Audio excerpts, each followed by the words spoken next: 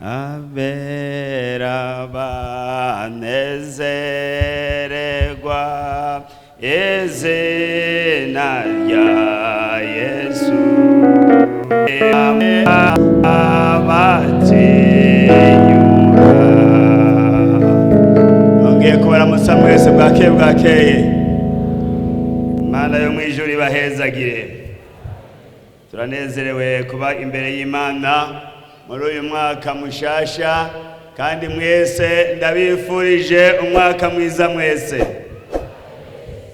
Dusome ijambo ry'Imana ryasorera muri Zaburi kiriya gice ca 25. Tuza gusoma urya murongo wa 14. Igitabo c'amazaburi igice ca 25, duca dusoma urya murongo wa 14. Dusome mu izina rya Yesu Kristo. Bafise Bibiliya zikuze, inimero y'igitabo ni 69. Dusome mu izina rya Yesu. Amajana 629. Ibanga ry'Uhoraho rifiswe n'abamwubaha, azobereka isezerano ryiwe. N'iri jambo ry'Imana. Ibanga ry'Uhoraho rifiswe n'abamwubaha, kandi azobereka isezerano ryiwe. Turashimira Imana cyane uyu munsi ishengero ry'Imana ko rikoranye, atakindi kirikoranije ari kugira ngo rikengurukire Imana ku vyiza Imana yarikoreye umwaka wose urenganye. Tukaba dukoraniye ngaho kugira ngo dushimire Imana muri uyu mwaka mushasha. Nico gituma ijambo ry'Imana litubwiye ngo ibanga ry'Uhoraho rifiswe n'abamwubaha, kandi abamwubaha azobereka isezerano ryiwe. Imana nishimwe cyane. Aha ijambo ry'Imana ribatwereka yuko ibanga ry'Imana, ibanga rizwi n'abo yamenye, kandi rifise ububasha bwo kuduhumura amaso, bwo kudutahuza kugira ngo tubone ibyiza by'Imana, ibyiza Imana ifitiye abantu bayo, amabanga Imana yabikiye abantu bayo, kandi Imana ikemera yuko izonatwereka isezerano ryayo. Ni ukuvuga umuntu uwo ari we wese wekwigenga mu ngoro y'Imana, ijambo ry'Imana ririko riratumenyesha, ririko riratubwira ko ibanga ry'Imana rifiswe n'abantu bubaha Imana gusa, kandi Imana izobereka isezerano ryayo. Imana idufashe, Imana iduhezagire. Kagoma nakubwira ikintu cyane kandi gikwegereye. Harya murabona abasoda Imana yarabahezagiye, barafise ibanga ryabo, ibanga bagendana, ibanga bigishijwe, kandi iryo banga barikumana. Nta muntu n'umwe ashobora kumenya ibanga ryo mu gisoda, ugomba kurimenya uja mu gisoda nyine. Nico gituma ngaha Imana yavuze, Imana iratwereka, Imana iratwegereza ijambo ry'Imana kugira ngo umuntu wese yinjiye mu ngoro y'Imana muri uno mwaka mushasha arondere amenye ibanga ry'Uhoraho, kuko ibanga ry'Uhoraho rifise abarirondeye, rifise abamwubaha, kandi Imana yaremeye tuzobereka isezerano ryayo. Imana nishimwe, kandi Imana nihabwa icyubahiro. Ni ukuvuga mu nteguro y'Imana, Imana yarateguye yuko tubwirizwa gusangira ivyiyumviro n'Imana, tukegera Imana, tukubaha Imana, tugaca bugufi, tugasenga Imana kugira ngo Imana iduhishurire ibanga ryayo, ico Imana yagomvye mu nteguro yayo. Mu vyari mw'ibanga Imana yatekanije hariho ibanga ridasanzwe. Nico gituma ngaha integuro y'Imana yagomvye yuko ibanga ryayo rimenyekanira mw'ishengero ryayo. Aho ishengero ry'Imana aha dukoranye, ni mwebwe mwamaze kumenya ibanga ry'Imana, kandi niyo mwabandanya kwegera Imana no kumenya ibanga ry'Imana, nagomba nakubwire ngo Imana yo mu ijuru izokwerekana isezerano ryayo. Imana nishimwe cyane. Kuri umwe wese Imana izokwerekana isezerano ifise. Niyo sezerano rero aho hantu Imana yihishuriye ni ibanga Imana yashize mu bamwubaha kugira ngo izibereke isezerano ryayo. Nico gituma ngaha ibanga ry'Imana riri mu ishengero ry'Imana. Ugomba kumenya, ugomba gutahura ibanga ry'Imana, winjira mu ishengero ry'Imana. Niho ushobora kumenya, niho ushobora gutahura ibanga ryayo, ukamenya n'amasezerano Imana yasezeraniye abayubaha. Imana nishimwe, Imana nihabwe icubahiro. Nabonye ko mwebwe mwaje kugira ngo muhimbaze uyu mwaka mushasha. Rero twagomba dusome ijambo ry'Imana ryanditswe hariya mu cete Pauliki y'Abaroma kijya gice ca 16, dusome urya murongo wa 25 dushitse ku murongo wa 26. Mwumvirize umukozi w'Imana Paulo yari yamaze kumenya ibanga ry'Imana, byamuteye gushima Imana. Indanzi ivuga ngo Paulo ashima Imana. Murongo wa 25, Imana ishobora kubakomeza nk'uko ubutumwa bwiza nahawe no kwigisha ibya Yesu Kristo bivuga, bihura no guhishurwa kw'ibanga ryahozwe uhereye kera hose, ariko muri iki gihe riraserutse. Kandi ivyanditswe n'abavugishwa n'Imana birimenyesha amabanga yose, nk'uko Imana ihoraho yageze kugira ngo bumvire Imana babiheshejwe no kwizera. Imana nishimwe cyane. Aha turabona ibanga ry'Imana abashobora kuryakira. Nk'uko Paulo yavuze, ibanga ry'Imana ryarahishuwe, rihishurwa n'ubutumwa bwiza. Twarabonye ijambo ry'Imana ryatubwiye ngo Paulo ariko aravuga ijambo ry'Imana mu Baroma, naho yari mu mabarabara, n'igihe yari aboshwe, n'igihe yari ku migozi, yavuze ngo mu ijambo ry'Imana ati uko ubutumwa bwiza butantera isoni, n'ubushobozi bw'Imana buzanira uwizera wese, guhera ku Muyuda ukageza ku Mugiriki. Yari karasobanura yuko ijambo ry'Imana, ubutumwa bwiza, atasoni bumutera, kuko buzanira uwizera wese, uwo ari we wese, uri hose mu mahanga yose, bicaye muzanira ubutumwa bwiza, bumuzanira kwikunkumura ukutubaha Imana, kugira ngo umuntu w'Imana aba wukwiye. Nico gituma Imana vyayihimbaye, no kuvuga irateguza neza, na cyane cyane kugira ngo abantu bashobore kuyimenya. Muri iyi myaka abantu bavuga ko bazi Imana. Ego ni ivy'ukuri kuko Imana niyo yabaremye, ariko kandi ntibazi ibanga ry'Imana. Ibanga ry'Imana ko rihishijwe mu ishengero ryayo. Imana yagomba kugendera isi, na cyane cyane abayibamwo biciye mu ishengero ry'Imana. Hariho ibanga rikomeye imbere y'Imana, Imana yahishuye kugira ngo abantu bose bamenye ibanga ry'Imana. Nico gituma dusomye hariya mu butumwa bwiza bwa Yohana kiriya gice ca 14 bya murongo wa 17. Ubutumwa bwiza uko bwanditswe na Yohana kiriya gice ca 14, dusome kurya murongo wa 17. Dusome mu izina rya Yesu Kristo. Havuga ngo Yesu asezeranya kurungika mpwemu. Nimwankunda muzokwitondera ivyagezwe vyanje, nanye nzosaba Data, nawe azobaha uwundi mwitsa ngo azabane namwe ibihe bidashira.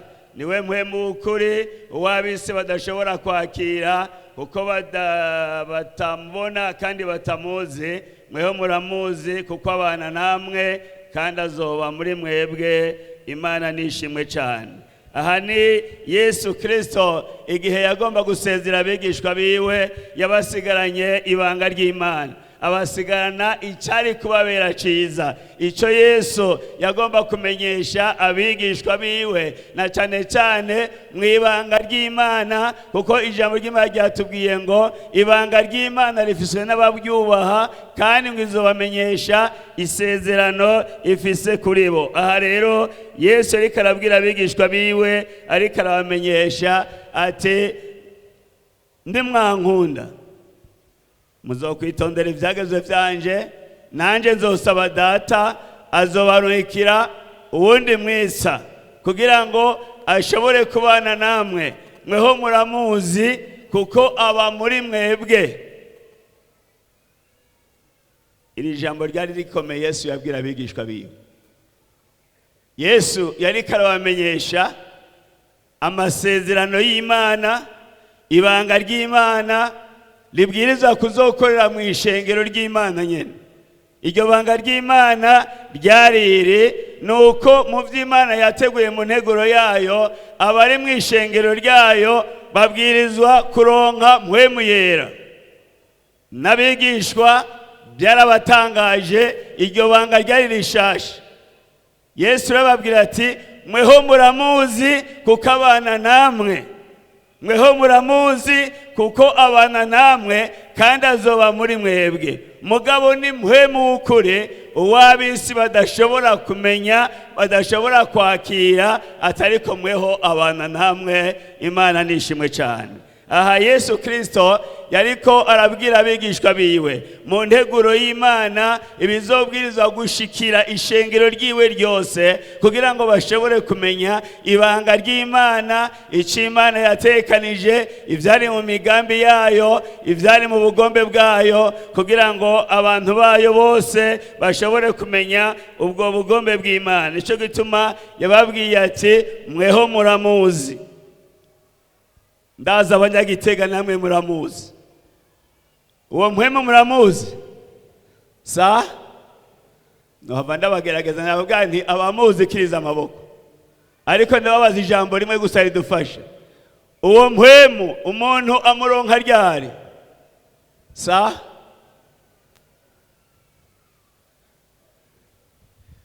Iryo ryari banga ryari rihishijwe mu Mana.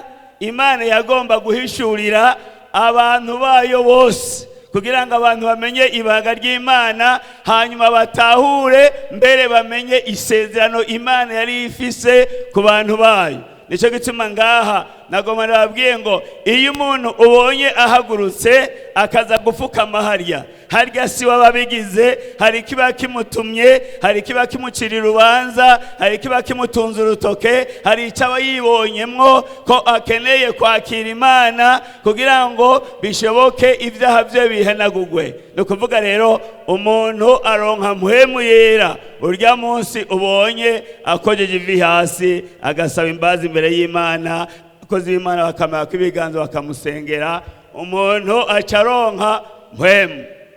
Niho rero Yesu yabwira abigishwa biwe, arababwira iri jambo rikomeye ngo nimwankunda muzokwitondera ivyagezwe vyanje, naye nzosaba Data nawe azobaha uwundi mwisa uko abana namwe ibihe bidashira. Niwe mpwemu w'ukuri, uw'abisi badashobora kwakira kuko batamubona kandi batamuzi. Mweho muramuzi kuko abana namwe, kandi azoba muri mwebwe. Nukuvuga aho reka arabwira ibanga ry'Imana ifise. Iyo umuntu yaronse mpwemu yera akakira mpwemu yera, uwo mpwemu yera ajana nawe, uwo mpwemu yera agendera mwigisha, uwo mpwemu yera agendera murongora, kugira ngo ashobore kumenya ukuri kose, kugira ngo ashobore kuvavanura n'icaha. Hanyuma rero Yesu yababwiye ngo uwo azoba muri mwebwe. Rero haragera igihe umuntu aca abatizwa muri mpwemu yera.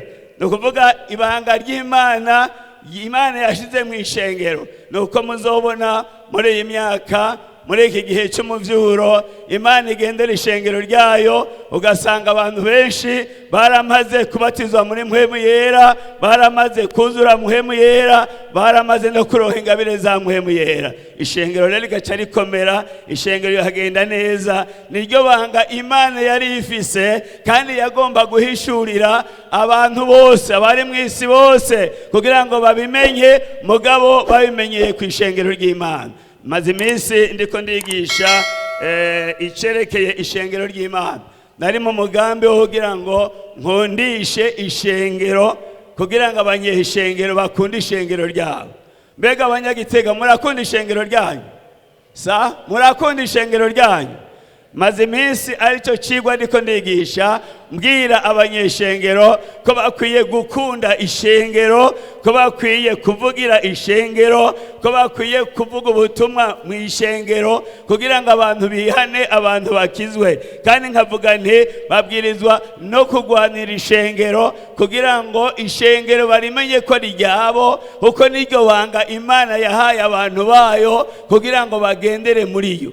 No kuvuga mu ishengero ry'Imana niho amabanga y'Imana hishurirwa. Hanze ntayizoronka, aho uzoja hose ntaho uzobona ivyerekeye amabanga y'Imana. Ariko muri iyi myaka tugezemo, ibanga ry'Imana riserukira mu ishengero ryayo. Ishengero ry'Imana niho usanga hari amabanga y'Imana. Nico gituma abanyagitega nagomba ndabifurize kuzigama no kwakira ibanga ry'Imana, kw'Imana yabakunze ikabaha kubona no kwinjira mu ibanga ry'Imana kugira ngo mushobore kuba mu ishengero ryayo.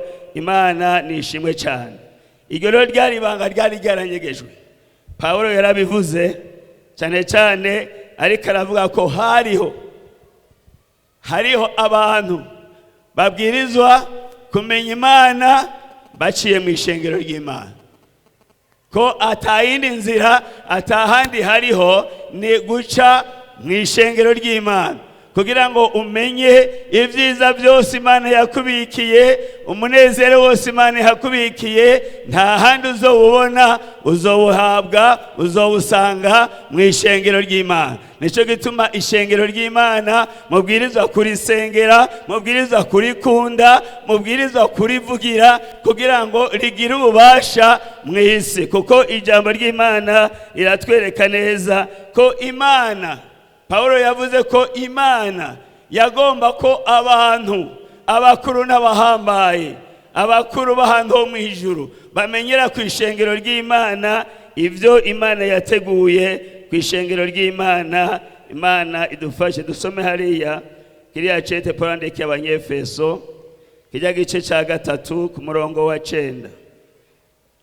Cete Paulo yandikiye Abanyefeso, kijya gice ca 3, dusome ku murongo wa 9. Reka duhere ku murongo wa 8 duhise ku murongo wa 11. Icete Paulo yandikiye Abanyefeso igice 3, duhera gusoma ku murongo wa 8 duhise ku murongo wa 11. Dusome mu izina rya Yesu. Havuga ngo, jewe uri mu nyuma y'uwo mu nyuma y'abera bose, naherewe ubwo buntu kubwira abanyamahanga ubutumwa bwiza bw'itunga rya Kristo ritagira aho riherera, no guserurira bose ububwiriza bw'ibanga ubwo ari bwo ryari rihishijwe uhereye kera hose mu Mana umuremyi wa byose, kugira ngo noneho abakuru n'abafise ububasha b'ahantu ho mu ijuru bamenyere ku ishengero ubwenge bw'Imana bw'uburyo bwinshi, nk'uko imigabo yayo iri, iyo yagabiye uhereye kera hose muri Kristo Yesu umwami wacu. Imana nishimwe cyane. Iryo banga ry'Imana ryahishuriwe mu ishengero ry'Imana. Nico gituma iryo banga ry'Imana Paulo yahawe kuvuga ashize amanga, ariko arashira ahabona ivyerekeye iryo banga ry'Imana ryari ryaranyegejwe uhereye kera. Abantu batari barigeze barimenya, abantu batashoboye kugira ubushakashatsi ngo bashoboye kurishikira, ariko kubw'Imana yo mu ijuru yakunda abantu bayo. Nico gituma mwumva ijambo ry'Imana ritubwira muri Yohana 3:16 ngo, uko Imana yakunze abari mu isi ariho rwatumye itanga umwana wayo w'ikinege ngo umwizera wese ntazapfe rubi ariko ahabwe ubugingo budashira. Imana yo mu ijuru nihabwe icyubahiro. Aha rero Pawulo yibutsa aba bantu yuko Imana yagomvye ko abantu bose, abakuru, abahambaye, abashizwe hejuru, n'impwemu n'abadayimoni n'imiyaga mibi, kugira ngo bamenyere kwishengero na cyane cyane ubwenge bw'Imana ingene bumeze. None munsi twaramaze kumenya Imana, ariko kandi byari byiza ko abantu bamenya ko twamenye Imana.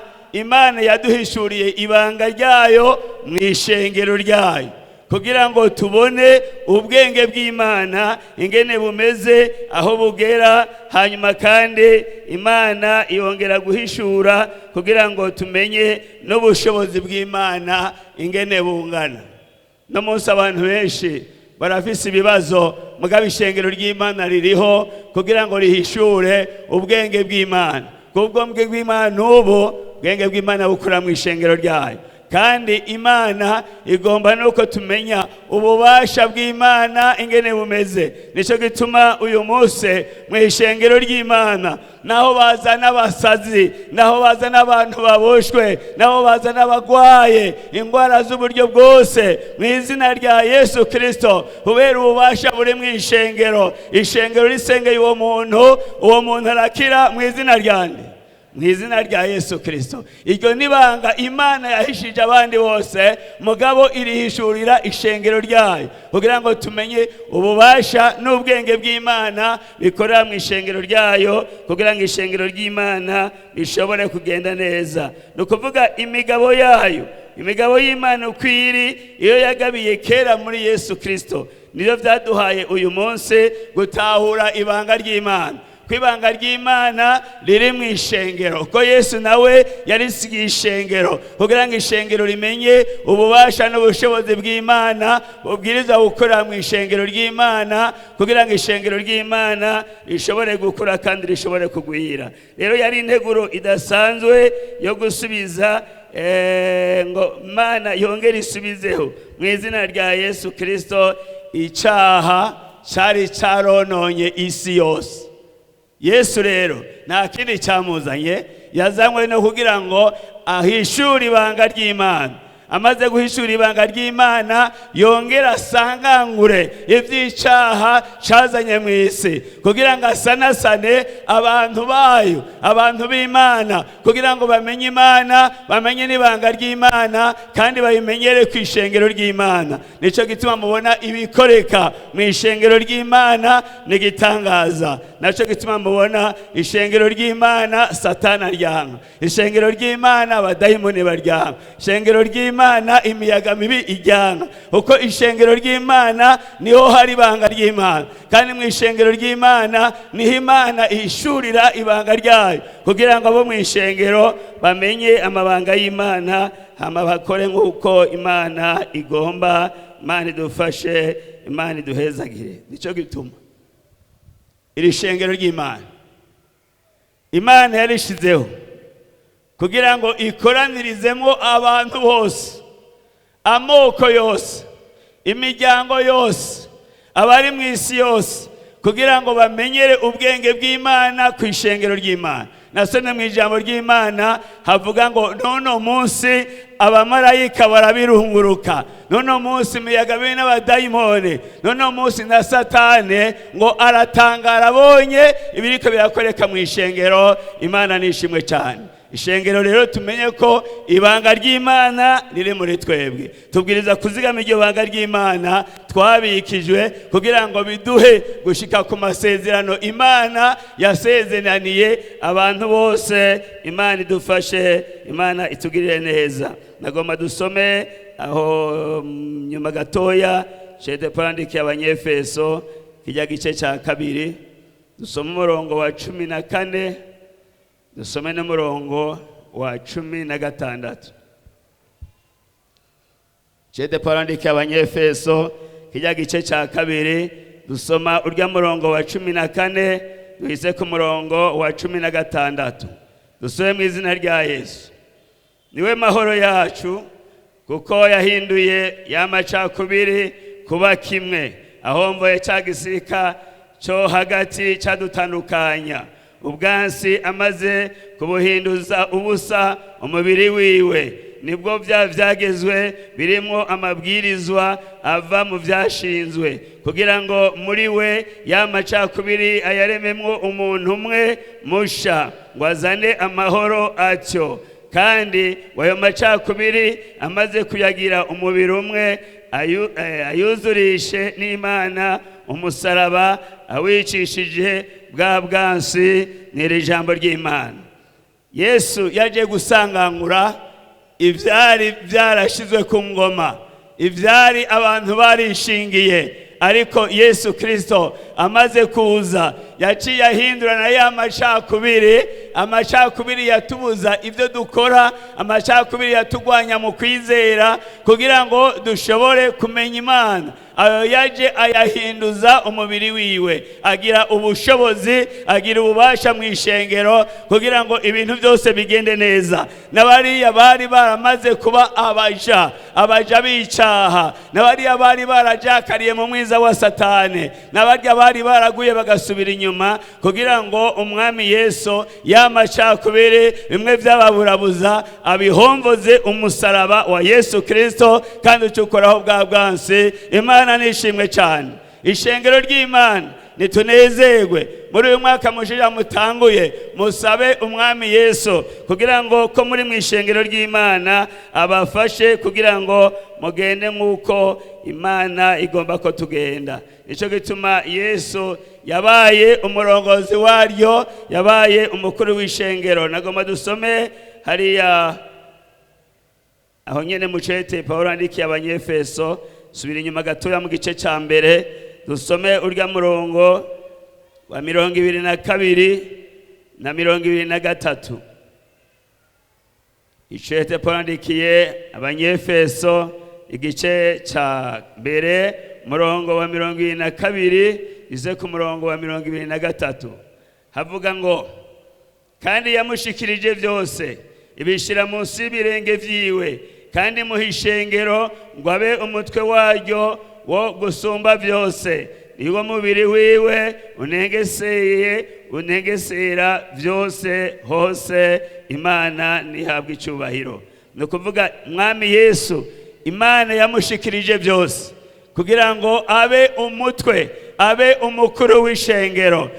Abo twari kumwe ngaha narababwiye ni umuntu wese avuga ngo ni ishengero ryiwe aba ari umubeshi, ntaba ari umunyakuri, kuko ishengero ni rya Kristo. Twebwe turabasuku, twebwe turabakozi bo gukora mu ishengero, mugabo nta muntu agaba ishengero. Ishengero ni iry'Imana. Nico gituma Imana yaduhaye Yesu Kristo kugira ngo abe umukuru w'ishengero, ari nawe ariganza, uko kanatsinda niwe yaryitangiye ku musaraba. Nta muntu numwe ariho yitangiye ishengero ry'Imana ku musaraba atari Yesu Kristo umwami wacu. Nico gituma ngaho ijambo ry'Imana rigomba kutwereka neza ko naco twogereranya n'ubwo bumwe buri mu ishengero, n'ubwo bumwe bwo muri Yesu Kristo. Nico gituma ishengero ry'Imana umuntu wese abwirizwa kurimenya, umuntu wese abwirizwa kurikunda, kuko niho hari ibanga ry'Imana. Umuntu wese abwirizwa kurivugira, umuntu wese abwirizwa kurikingira,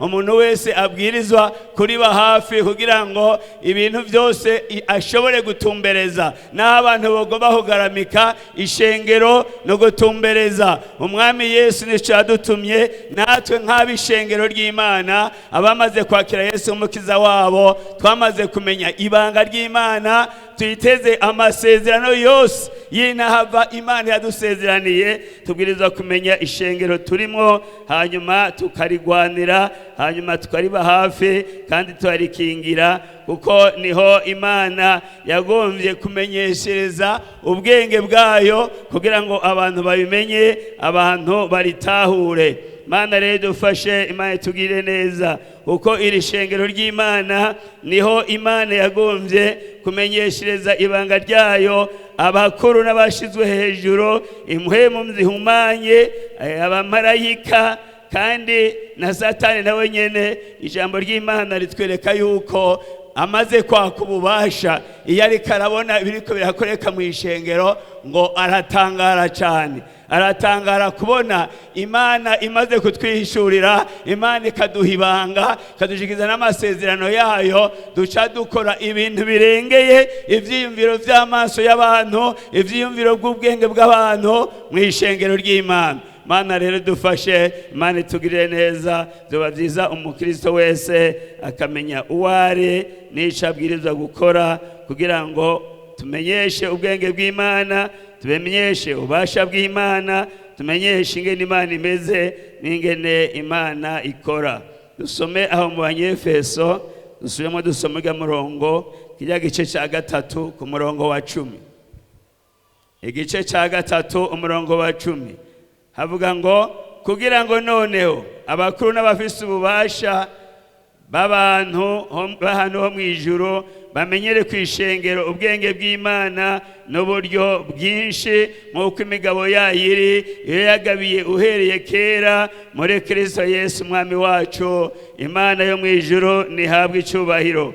Murazi Yesu Kristo kugira ngo vyose bimenyekane yavuze ngo birarangiye. Hamwe yari ku musaraba niho yadushikiriza, niho twamenyera ibanga ry'Imana, niho twamenyera amasezerano y'Imana ko yari muri Yesu Kristo. Yesu Kristo nabaze akubambwa ku musaraba ku bwacu, yaciye avuga ku musaraba ati vyose birarangiye. Mu vy'Imana yateguye, mu migambi y'Imana, mu nteguro y'Imana, vyose birarangiye, bigiye gushitswa mu ishengero ryayo. Nico gituma muri uyu mwaka mushasha mwese mukoraniye hano kuno munsi mukuru nk'ishengero ry'Imana, ni vyiza kumenya ishengero ry'Imana no kurikunda, uko niho ibanga ry'Imana ryahishuriwe, kandi mu ishengero ry'Imana niho dufise amasezerano Imana yasezaniye uwari we wese ari ngaha munsi y'izuba. Mana rero duhezagire, Mana dufashe. Twari kuvugana kumbure vyinshi,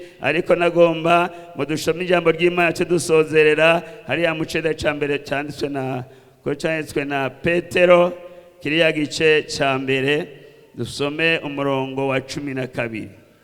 Ceda ca mbere ca Petero igice ca mbere, dusome kurya murongo wa 12.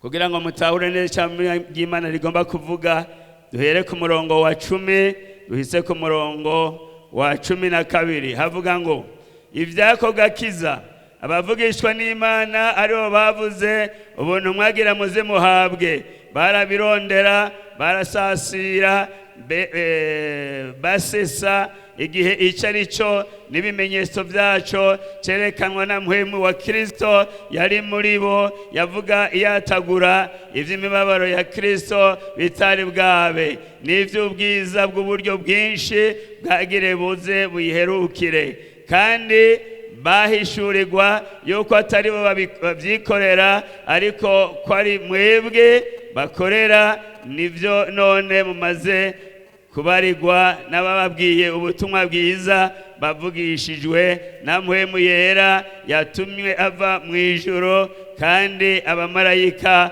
bifuza kubirunguruka. Imana nishimwe cyane.